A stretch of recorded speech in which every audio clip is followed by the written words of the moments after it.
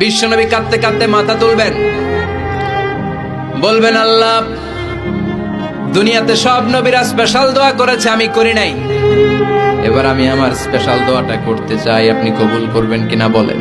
আল্লাহ বলবেন, নবী কি আপনার দোয়া বলেন?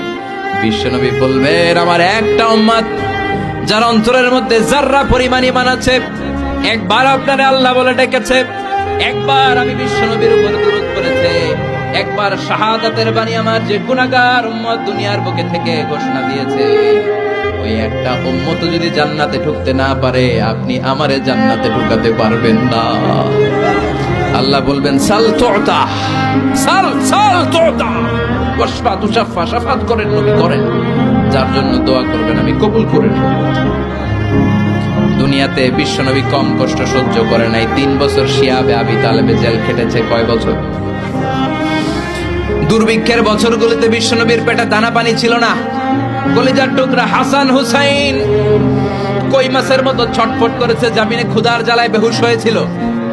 বিশ্বনবী যদি ওই স্পেশাল দোয়াটা করতেন, জান্নাত থেকে খাবারের বস্তা পাঠিয়ে দিত কে? ওই দোয়া করছিলেন? জেলখানায় আল্লাহরে বলছিলেন, আল্লাহ স্পেশাল দোয়া করলাম, জেল থেকে মুক্ত করে দেন, করছিলেন?